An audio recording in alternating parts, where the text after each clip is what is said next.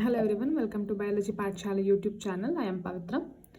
So last ವಿಡಿಯೋನಲ್ಲಿ anther ಯಾವ ಥರ ಇದೆ, ಆ್ಯಂಥರ್ ಸ್ಟ್ರಕ್ಚರ್ ಯಾವ ಥರ ಇದೆ ಆ್ಯಂಡ್ ಅದರ ಡಯಾಗ್ರಾಮು ಎಲ್ಲ ಕೂಡ ಎಕ್ಸ್ಪ್ಲೈನ್ ಮಾಡಾಗಿದೆ. ಸೊ ಈಗ ಆ್ಯಂಥರ್ದ ಮೇನ್ ಕೆಲಸ ಏನು? ಮೇಲ್ ಗ್ಯಾಮೆಟೋಫೈಟ್ ಪ್ರೊಡ್ಯೂಸ್ ಮಾಡೋದು ಅಂದರೆ ಯಾವುದು? ಪೋಲನ್ನು ಪ್ರೊಡ್ಯೂಸ್ ಮಾಡೋದು. ಹೇಗೆ ಪೋಲನ್ನು ಪ್ರೊಡ್ಯೂಸ್ ಮಾಡುತ್ತೆ ಅಂತ ನೋಡೋಣ. ಈ ಥರ ಆ ಸ್ಪೋರ್ಸ್ ಪ್ರೊಡ್ಯೂಸ್ ಆಗುತ್ತಲ್ಲ, ಯಾವುದರಿಂದ? ಅಲ್ಲಿ ಟೆಟ್ರಾಡ್ ಇತ್ತಲ್ಲ, ಮೈಕ್ರೋಸ್ಪೊರಾಂಜಿಯಾ ಇತ್ತಲ್ವ, ಆ ಮೈಕ್ರೋಸ್ಪೊರಾಂಜಿಯಾಯಿಂದ ಮೈಕ್ರೋಸ್ಪೋರ್ಸ್ ಪ್ರೊಡ್ಯೂಸ್ ಆಗುತ್ತಲ್ಲ, ಆ ಪ್ರೋಸೆಸ್ನ ನಾವು ಮೈಕ್ರೋಸ್ಪೋರೋಜೆನೆಸಿಸ್ ಅಂತ ಹೇಳ್ತೀವಿ, which I have written here. Microsporogenesis. So definition ಏನು? The process of formation of microspores from a pollen mother cell. Pollen mother cell ಅಂತನಾದರೂ ಹೇಳ್ಬೋದು, ಇಲ್ಲ ಮೈಕ್ರೋಸ್ಪೋರ್ ಮದರ್ ಸೆಲ್ ಅಂತ ಕೂಡ ಹೇಳ್ಬೋದು. From a pollen mother cell through meiosis is called microsporogenesis. Why meiosis? ಇಲ್ಲೇನಾಗಿದೆ, ಏನಾಗಿದೆ ಇಲ್ಲಿ? Pollen mother cell ಅಥವಾ microspore mother cell, ಈ ಟೆಟ್ರಾಡ್ ಎಲ್ಲ ಫಾರ್ಮ್ ಆಗಿರ್ತಲ್ಲ, ಅದು ಯಾವುದ್ರಲ್ಲಿರುತ್ತೆ? ಅದು ಡಿಪ್ಲಾಯ್ಡಲ್ಲಿರುತ್ತೆ. ನಮಗೆ ಮೇಲ್ ಗ್ಯಾಮೆಟ್ ಪ್ರೊಡ್ಯೂಸ್ ಆಗಬೇಕಾಗಿರೋದು ಏನು? ಹ್ಯಾಪ್ಲಾಯ್ಡಲ್ಲಿ ಇರಬೇಕು. ಹಾಗಾಗಿ ಇಲ್ಲಿ ಏನಾಗುತ್ತೆ? ಮಿಯೋಸಿಸ್ ಅಂದರೆ ರಿಡಕ್ಷನಲ್ ಡಿವಿಷನ್ ಆಗುತ್ತೆ. ಓಕೆನಾ? ಸೊ ವೆರಿ ಫಸ್ಟು ನಾನು ಎಕ್ಸ್ಕ್ಯೂಸ್ ಮೀ, ಇದು ಸ್ಟ್ರಕ್ಚರ್ ಬರೆದಾಗ ಹೇಳಿದ್ದೆ ನಾನು.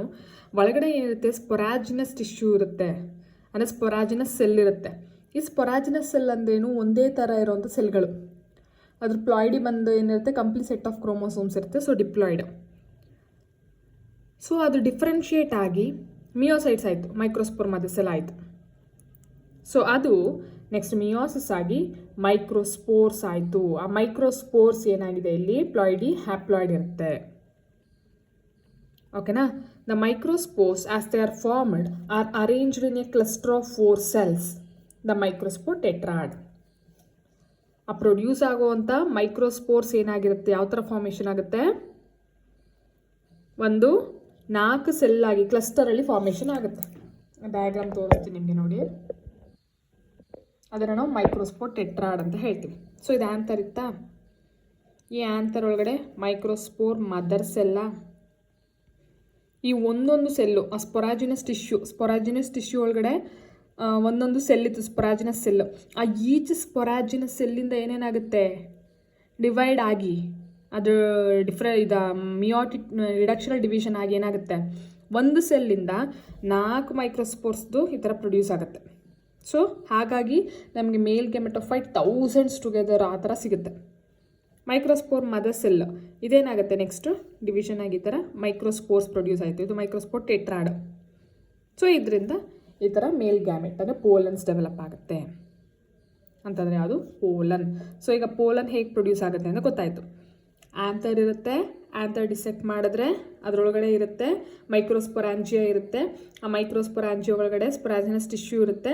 ಆ ಸ್ಪೊರಾಜಿನಸ್ ಟಿಶ್ಯೂ ಮೆಚ್ಯೂರ್ ಆಗಿ ಮೈಕ್ರೋಸ್ಪೋರ್ ಮದರ್ ಸೆಲ್ ಆಗುತ್ತೆ. ಆ microspore mother cell next reductional division ಆಗಿ ಮೈಕ್ರೋಸ್ಪೋರ್ಸ್ ಪ್ರೊಡ್ಯೂಸ್ ಆಗುತ್ತೆ. ಆ ಮೈಕ್ರೋಸ್ಪೋರ್ಸು ಮೆಚ್ಯೂರ್ ಆಗಿ ಪೋಲನ್ ಗ್ರೈನ್ಸ್ ಆಗುತ್ತೆ. ಸೊ ಪೋಲನ್ ಗ್ರೈನ್ ಮೇಲ್ ಗ್ಯಾಮೆಟ್ ಹೇಗೆ ಬಂತು ಅಂತ ಗೊತ್ತಾಯಿತು. ಈಗ ಪೋಲನ್ ಗ್ರೈನ್ ಹೇಗಿರುತ್ತೆ, ಮಾರ್ಫಾಲಜಿ ಯಾವ ಥರ ಇರುತ್ತೆ, ಅದು ಹೇಗೆ ಕೆಲಸ ಮಾಡುತ್ತೆ ಅಂತ ನೋಡಿದ್ರೆ ನಮಗೆ ಮೈಕ್ರೋಸ್ಪೋರೋಜೆನೆಸಿಸ್ ಕೆಲಸ ಮುಗಿದ ಹಾಗೆ. ಓಕೆನಾ? So let's come to the topic pollen grains. Pollen grains ಅನ್ನೋ ಟಾಪಿಕ್ಗೆ ಈಗ ನಾವು ಬರೋಣ. ಓಕೆನಾ? So pollen grain. So pollen ಗ್ರೈನ್ನ ನಾವೇನಂತ ಹೇಳ್ತೀವಿ? ಮೇಲ್ ಗ್ಯಾಮೆಟೋಫೈಟ್ ಅಥವಾ ಮೇಲ್ ಗ್ಯಾಮೆಟ್ ಅಂತ ಕೂಡ ಹೇಳ್ತೀವಿ. ಯಾವ ಥರ ಇರುತ್ತೆ? ನಾನೊಂದು ರಫ್ ಡಯಾಗ್ರಾಮ್ ಬರೆದಿದ್ದೀನಿ ನೋಡಿ. ನೋಡೋದಕ್ಕೆ ಥರ ಒಂದು ಸ್ಪೆರಿಕಲ್ ಸ್ಟ್ರಕ್ಚರಲ್ಲಿ ಇರುತ್ತೆ. ಫಾರ್ ಎಕ್ಸಾಂಪಲ್, ಇನ್ನೇನು ಬೇಡ, ನೀವು ಯಾವುದಾದ್ರೂ ಒಂದು ಹೂ ತೊಗೊಂಡು ಅದ್ರ ಮೇಲ್ಗಡೆ ಅದನ್ನು ಹೀಗೆ ಕೈಗೆ ಹೀಗೆ ಕೈಯಲ್ಲಿ ಸುಮ್ಮನೆ ಹೀಗಂದರೆ ಸಾಕು. ಕೈಯಲ್ಲಿ ಹೀಗಂದರೆ ಗೊತ್ತಾಗುತ್ತೆ ನಿಮಗೆ.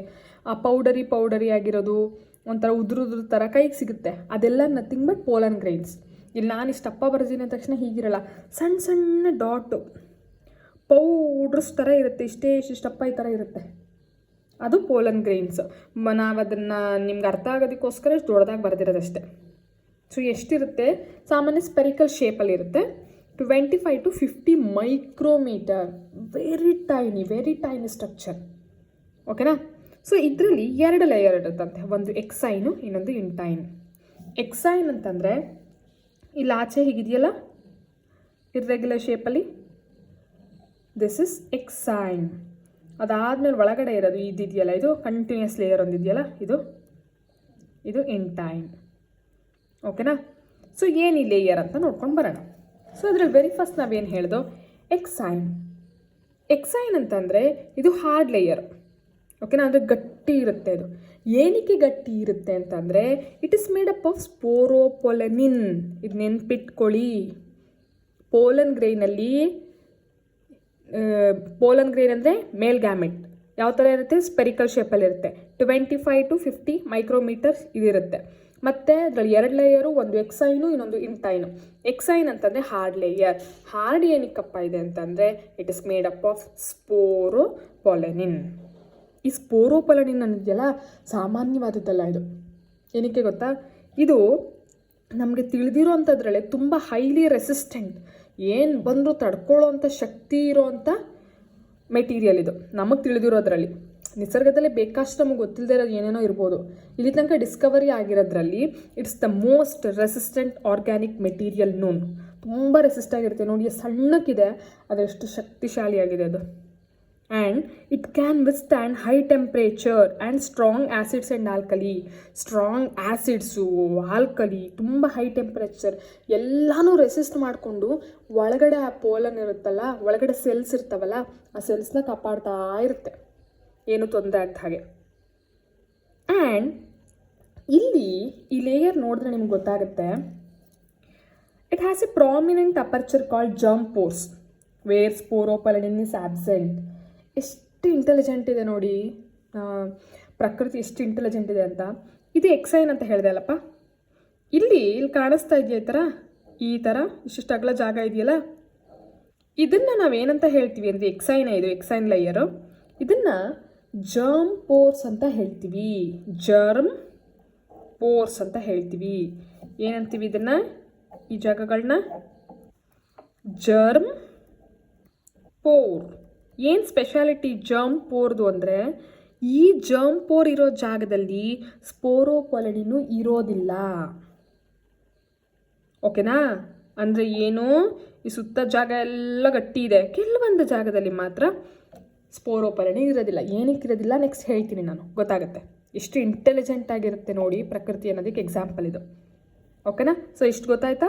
ಪೋಲನ್ ಗ್ರೈನ್ ಅಂದರೆ ಮೇಲ್ ಗ್ಯಾಮೆಟ್, ಸ್ಪೆರಿಕಲ್ ಶೇಪಲ್ಲಿ ಇರುತ್ತೆ, 25 to 50 ಮೈಕ್ರೋಮೀಟರ್ ಇರುತ್ತೆ. It has 2 walls, exine and intine. Exine ಅಂದರೆ ಸ್ಟ್ರಾಂಗ್ ಇರುತ್ತೆ, it is made up of sporopollenin. It can withstand high temperatures, strong acids and alkali, and it has a prominent aperture called germ pores where sporopollenin is absent. So, ishte exine ಬಗ್ಗೆ ಗೊತ್ತಾಯ್ತು. Next coming to intine. So ಇಂಟೈನಿಗೆ ಬರೋಣ ಈಗ.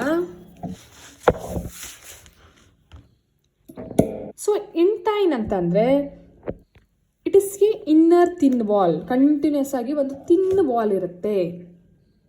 And it's a continuous layer made up of cellulose ಮತ್ತು pectin. Cellulose ಮತ್ತು ಪೆಕ್ಟಿನಿಂದ ಆಗಿರುತ್ತೆ. ದಯವಿಟ್ಟು ಇದನ್ನು ನೆನ್ಪಿಟ್ಕೊಳ್ಳಿ. ಇಂಟೈನು ಕಂಟಿನ್ಯೂಸು ಥಿನ್ ಲೇಯರು ಒಳಗಡೆ ಇರುತ್ತೆ. It is made up of cellulose and pectin. Exine outermost layer, it is made up of sporopollenin. It has apertures called germ pores where sporopollenin is absent. ಓಕೆನಾ? ಅದು ಏನಕ್ಕೆ ಅಲ್ಲಿ ಇರಲ್ಲ, germ ಪೋರಲ್ಲಿ ಏನಕ್ಕೆ ಸ್ಪೋರೋಪೊಲನಿನ್ ಇರಲ್ಲ ಅಂತ ನಾನು ಹೇಳ್ತೀನಿ. ಓಕೆನಾ?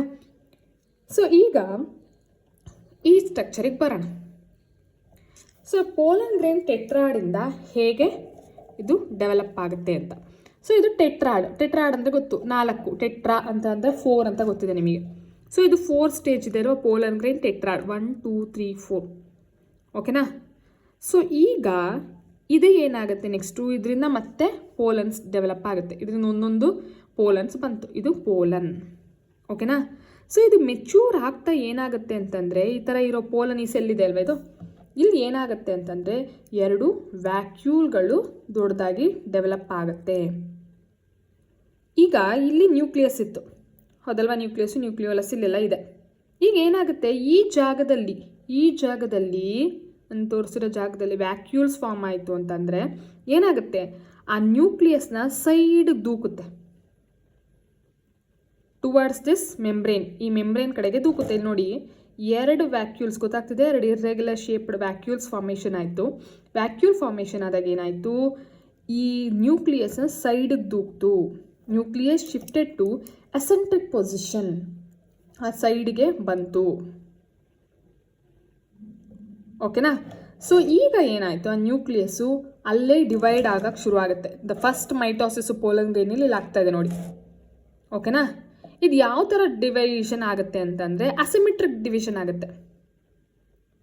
ಅಂದರೆ ಇಲ್ಲಿ ನೋಡಿ, ಇಲ್ಲಿ ಮೇಲ್ಗಡೆ ಏನಾಗ್ತದೆ ಡಿವೈಡ್ ಆಗ್ತಿರೋದು, ಮೈಟೋಸಿಸ್ ಆಗ್ತಿರೋದು ಅಂತಂದ್ರೆ ಏನಾಗುತ್ತೆ, ಈಕ್ವೇಷನಲ್ ಡಿವಿಷನ್ ಆಗ್ತಿರೋದು ಇಲ್ಲಿ. ಸೊ ಇಲ್ಲಿ ಒಂದು ಡಿವೈಡ್ ಆಗ್ತಿದೆ, ಇಲ್ಲಿ ಡಿವೈಡ್ ಆಗ್ತದೆ, ಅಸಿಮೆಟ್ರಿಕ್ ಸ್ಪಿಂಡಲ್. ಓಕೆನಾ? ಸೊ ಡಿವೈಡ್ ಆಗುತ್ತೆ. ಡಿವೈಡ್ ಆಗಿ ಏನಾಗುತ್ತೆ ಅಂದರೆ, ಡಿವಿಷನ್ ಆದಮೇಲೆ ಎರಡು ಸೆಲ್ ಫಾರ್ಮೇಷನ್ ಆಗುತ್ತೆ. ಯಾವುದು ಆ ಎರಡು ಸೆಲ್ಲು ಅಂತಂದರೆ, ಒಂದು ಇಲ್ಲಿ ನೋಡಿ, ಲಾರ್ಜ್ ವೆಜಿಟೇಟಿವ್ ಸೆಲ್. ಇಲ್ಲಿ ಗೊತ್ತಾಗ್ತಿದೆಯಾ, ಈ ಮೇಲ್ಗಡೆ ಇಲ್ಲಿಂದ ಹಿಡಿದು ಇಲ್ಲಿ ತನಕ ಇದನ್ನು ಲಾರ್ಜ್ ವೆಜಿಟೇಟಿವ್ ಸೆಲ್ ಅಂತ ಹೇಳ್ತೀವಿ. ಓಕೆನಾ? ದಿಸ್ ಪೋರ್ಷನ್ ಇಲ್ಲಿಂದ ಹಿಡಿದು ಇಲ್ಲಿ ತನಕ. ಮತ್ತು ಇನ್ನೊಂದು ಯಾವುದು ಅಂದರೆ ಸ್ಮಾಲ್ ಜನರೇಟಿವ್ ಸೆಲ್. ಇದು ಜನರೇಟಿವ್ ಸೆಲ್. ಏನು ವೆಜಿಟೇಟಿವ್ ಸೆಲ್ಲು ಮತ್ತು ಜನರೇಟಿವ್ ಸೆಲ್ ಅಂದರೆ ಡಯಾಗ್ರಾಮಲ್ಲಿ ತೋರಿಸ್ತೆ. ಏನು ಡಿಫ್ರೆನ್ಸ್ ಅಂತಂದರೆ, ಈ ವೆಜಿಟೇಟಿವ್ ಸೆಲ್ ಬರ್ದಿದ್ದೀವಿ ನೋಡಿ, ಬಿ ಸೆಲ್ ಅಂದರೆ ವೆಜಿಟೇಟಿವ್ ಸೆಲ್. ಈ vegetative cell is always bigger in ಸೈಜಲ್ಲಿ ದೊಡ್ಡದಾಗಿರುತ್ತೆ. ಹೌದಲ್ವಾ? ಇದು ಎರಡೂ ನೋಡಿದ್ರೆ ಇಲ್ಲಿಂದ ಇಲ್ಲಿ ತನಕ ಇದು ವೆಜಿಟೇಟಿವ್ ಸೆಲ್ಲು, ಇಲ್ಲಿಂದ ಇಲ್ಲಿ ತನಕ ಜನರೇಟಿವ್ ಸೆಲ್ ಅಂದರೆ ಇದು ದೊಡ್ಡದಿದೆ. ಹೌದಲ್ವಾ? So it is bigger in size. ಒಂದು ಪಾಯಿಂಟ್ ಗೊತ್ತಾಯ್ತಾ? Next, irregular shape nucleus. ಈ ನ್ಯೂಕ್ಲಿಯಸ್ ಇದೆಯಲ್ಲ, ಇದು ನ್ಯೂಕ್ಲಿಯಸ್. ಗೊತ್ತಾಗ್ತಿದೆಯಾ? ಇದು ನ್ಯೂಕ್ಲಿಯಸ್. ಈ ನ್ಯೂಕ್ಲಿಯಸ್ ಏನಾಗಿರುತ್ತೆ, ಇರ್ರೆಗ್ಯುಲರ್ ಶೇಪಲ್ಲಿದೆ. ಇಂಥದ್ದೇ ಶೇಪ್ ಅಂತ ಹೇಳೋದಕ್ಕೆ ಬರೋದಿಲ್ಲ ಇದು. ಓಕೆನಾ? ಆ್ಯಂಡ್ ಇದು ದೊಡ್ಡದಾಗಿದೆ ಮತ್ತು it has abundant food reserve. ಇಲ್ಲೆಲ್ಲ ಜಾಸ್ತಿ ಫುಡ್ ರಿಸರ್ವ್ ಇರುತ್ತೆ. ಓಕೆನಾ? ಯಾಕೆಂದರೆ ನೆಕ್ಸ್ಟ್ ಅದು ನರಿಶ್ಮೆಂಟ್ಗೆ ಬೇಕಲ್ಲಪ್ಪ, ಫುಡ್ ರಿಸರ್ವ್ ಇರಲೇಬೇಕು. ಇಲ್ಲೆಲ್ಲ ಜಾಸ್ತಿ ಫುಡ್ ರಿಸರ್ವ್ ಇದೆ. ಇದು ವೆಜಿಟೇಟಿವ್ ಸೆಲ್ಸ್ದು ಕಥೆ ಆಯಿತು. ನೆಕ್ಸ್ಟ್ ಜನರೇಟಿವ್ ಸೆಲ್ ಅಂತಂದ್ರೆ ಇಲ್ಲಿಗೆ ಬರೋಣ. ನೀವು ಕರೆಕ್ಟಾಗಿ ಡಯಾಗ್ರಾಮ್ ಅಬ್ಸರ್ವ್ ಮಾಡಿಬಿಟ್ರೆ ನಾನು ಪಾಯಿಂಟೇ ಹೇಳೋದು ಬೇಡ, ನಿಮ್ಗೆ ಗೊತ್ತಾಗ್ಬಿಡುತ್ತೆ. ಸೊ ಆಬ್ವಿಯಸ್ಲಿ ಏನಿದೆ ಇಲ್ಲಿ, ಇದು ದೊಡ್ಡದಿದೆಯೋ ಚಿಕ್ಕದಿದೆಯೋ ಇದಕ್ಕೆ ನೋಡಿದ್ರೆ, generative cell small in size. ಮತ್ತು ಇಲ್ಲಿ ನ್ಯೂಕ್ಲಿಯಸ್ ಯಾವ ಶೇಪಲ್ಲಿದೆ, ಸ್ಪಿಂಡಲ್ ಶೇಪಲ್ಲಿದೆ. ಹೌದಲ್ವಾ? ಇಟ್ಸ್ ಇನ್ ಸ್ಪಿಂಡಲ್, ಒಂಥರ ಕೊಳವೆ ಥರ ಈ ಥರ ಸ್ಪಿಂಡಲ್ ಶೇಪಲ್ಲಿದೆ. It is spindle shaped nucleus. And it floats in cytoplasm of vegetative cell. Vegetative ಸೆಲ್ದು ಸೈಟೋಪ್ಲಾಸಮಲ್ಲಿ ಇದು ತೇಲ್ತಾ ಇರುತ್ತೆ. ಗೊತ್ತಾಯ್ತಾ ಮಕ್ಕಳ? ಕಾನ್ಸೆಪ್ಟ್ ಕ್ಲಿಯರ್ ಆಯಿತಾ? ಸೊ ನಾವು ಮೈಕ್ರೋಸ್ಪೋರೋಜೆನೆಸಿಸಲ್ಲಿ ಟೆಟ್ರಾಯ್ಡ್ ಫಾರ್ಮೇಷನ್ ಆಗುತ್ತೆ, ಟೆಟ್ರಾಯ್ಡ್ ಮೆಚ್ಯೂರ್ ಆಗಿ ಪೋಲನ್ ಆಗಿಬಿಡುತ್ತೆ ಅಂತ ಹೇಳಿದ್ರು. ಎಕ್ಸಾಕ್ಟಾಗಿ ಪೋಲನ್ ಗ್ರೇನ್ ಹೇಗೆ ಇಲ್ಲಿ ಡಿವಿಷನ್ ಆಗುತ್ತೆ ಅಂತ ಇಲ್ಲಿ ಹೇಳ್ತಾ ಇದ್ದೀವಿ ಅಷ್ಟೇ. ಫಸ್ಟು ಟೆಟ್ರಾಯ್ಡ್ ಇತ್ತು, ಆದ್ದರಿಂದ ಇನ್ನೊಂದು ಸೆಲ್ ಬಂತು, ಅದನ್ನೇ ಎನ್ಲಾರ್ಜ್ ಮಾಡಿ ನೋಡ್ತಾ ಇದ್ದೀವಿ. ಆಮೇಲೆ ಎರಡು ವ್ಯಾಕ್ಯೂಲ್ ಫಾರ್ಮೇಷನ್ ಆಯಿತು, ನ್ಯೂಕ್ಲಿಯಸ್ನ ಸೈಡಿಗೆ ದೂಕ್ತು. ಆವಾಗ ಫಸ್ಟ್ ಮೈಟೋಸಿಸ್ ಆಯಿತು ಪೋಲನ್ ಗ್ರೈನಲ್ಲಿ. ಮೈಟೋಸಿಸ್ ಆದಾಗ ಎರಡು ಸೆಲ್ ಫಾರ್ಮೇಷನ್ ಆಯಿತು, ಒಂದು ವೆಜಿಟೇಟಿವ್ ಸೆಲ್ಲು, ಇನ್ನೊಂದು ಜನರೇಟಿವ್ ಸೆಲ್ಲು. ಈ ಎರಡು ಸೆಲ್ ಸ್ಟೇಜ್ನ ನಾವೇನಂತ ಹೇಳ್ತಾ ಇದ್ದೀವಿ, 2 ಸೆಲ್ಡ್ ಸ್ಟೇಜ್ ಅಂತ ಹೇಳ್ತೀವಿ. ಪ್ಲೀಸ್ ಅರ್ಥ ಮಾಡ್ಕೊಳ್ಳಿ, ಇದು ಇಂಪಾರ್ಟೆಂಟು. ಇದರ ನೀಟ್ ಕ್ವೆಶ್ಚನ್ಸು ಕೇಳ್ತಾರೆ, CETಲೂ ಕೇಳ್ತಾರೆ, ಬೋರ್ಡ್ಸಲ್ಲೂ ಕೇಳ್ತಾರೆ, ಎಕ್ಸಾಮ್ಸಲ್ಲಿ. ಇದನ್ನೇನಂತ ಹೇಳ್ತೀವಿ, 2 ಸೆಲ್ ಸ್ಟೇಜ್. ಏನು 2 ಸೆಲ್ ಸ್ಟೇಜ್ ಅಂತಂದರೆ, ಒಂದು ವೆಜಿಟೇಟಿವ್ ಸೆಲ್ಲು, ಇನ್ನೊಂದು ಜನರೇಟಿವ್ ಸೆಲ್. ವೆಜಿಟೇಟಿವ್ ಸೆಲ್ ಅಂತಲ್ಲಿ ಬಿಗ್ ಸೈಜ್ ಇರುತ್ತೆ, ಜನರೇಟಿವ್ ಸೆಲ್ಲು ಚಿಕ್ಕದಾಗಿರುತ್ತೆ. ಇಲ್ಲಿ ವೆಜಿಟೇಟಿವಲ್ಲಿ ಇರ್ರೆಗ್ಯುಲರ್ ಶೇಪ್ ನ್ಯೂಕ್ಲಿಯಸ್, ಇಲ್ಲಿ ಸ್ಪಿಂಡಲ್ ಶೇಪಡ್ ನ್ಯೂಕ್ಲಿಯಸ್. ಓಕೆನಾ? Vegetative cell abundant food reserve ಇರುತ್ತೆ. ಆ್ಯಂಡ್ ಇಲ್ಲಿ ಇದೇನಾಗುತ್ತೆ, generative cell it floats in cytoplasm of vegetative cell. ಓಕೆನಾ? ಇಲ್ಲಿ ಬರ್ತಿದೆ ನೋಡಿ. ಇದು ಏನಕ್ಕೆ ಇಂಪಾರ್ಟೆಂಟ್ ಅಂತ ಹೇಳ್ತಾ ಇದ್ದೀನಿ ಅಂದರೆ, ಮೋಸ್ಟ್ ಆಫ್ ದ ಆಂಜಿಯೋಸ್ಪರ್ಮ್ಸಲ್ಲಿ ಈ 2 ಸೆಲ್ಡ್ ಸ್ಟೇಜ್ ಬಂದಾಗ ಏನಾಗುತ್ತೆ, ಆ ಪೋಲನ್ ಗ್ರೇನ್ಸು ಆಚೆ ಕಡೆ ಬಿದ್ದು ಹೋಗುತ್ತೆ. It is called 2 celled stage. 60% of angiosperms pollen grains are shed at this 2 celled stage. ಓಕೆನಾ? ಯಾವ ಸ್ಟೇಜಲ್ಲಿ 60% of the angiosperm pollen grain ಬಿದ್ದೋಗುತ್ತೆ ಅಂತ ಕ್ವಶನ್ ಕೇಳ್ಬೋದು. ಅದನ್ನು ನಾವು 2 ಸೆಲ್ಡ್ ಸ್ಟೇಜ್ ಅಂತ ಹೇಳ್ತೀವಿ. ಮಿಕ್ಕಿದ 40% ಏನಾಗುತ್ತೆ ಮ್ಯಾಮ್, ಅದನ್ನು ನಾನು ನೆಕ್ಸ್ಟ್ ಕ್ಲಾಸ್ನಲ್ಲಿ ಹೇಳ್ತೀನಿ. 2 ಸೆಲ್ಲೆಡ್ ಸ್ಟೇಜ್ ಅಂದರೆ ವೆಜಿಟೇಟಿವ್ ಸೆಲ್ಲು ಜನರೇಟಿವ್ ಸೆಲ್ ಇರುತ್ತೆ. 60% ಹೂ ಬಿಡುವಂಥ ಸಸ್ಯಗಳಲ್ಲಿ ಈ ಸ್ಟೇಜಲ್ಲಿ ಪೋಲಂದ್ರಿ ಸಾಚೆಗಳೇ ಬಿದೋಗುತ್ತೆ. ಇಷ್ಟನ್ನು ಅರ್ಥ ಮಾಡ್ಕೊಳ್ಳಿ. ಕಾನ್ಸೆಪ್ಟ್ ಕ್ಲಿಯರ್ ಆಗಿದೆಯಾ? ಏನೇ ಡೌಟ್ಸ್ ಇರೋ ದಯವಿಟ್ಟು ಕಾಮೆಂಟ್ ಸೆಕ್ಷನಲ್ಲಿ ತಿಳಿಸಿ. ಇವತ್ತು ಕ್ಲಾಸ್ಗೆ ಇಷ್ಟಿರಲಿ. ದಯವಿಟ್ಟು ವಿಡಿಯೋ ಇಷ್ಟ ಆದರೆ ಚಾನಲ್ಗೆ ಸಬ್ಸ್ಕ್ರೈಬ್ ಮಾಡಿ, ಲೈಕ್ ಮಾಡಿ, ಶೇರ್ ಮಾಡಿ. Thank you.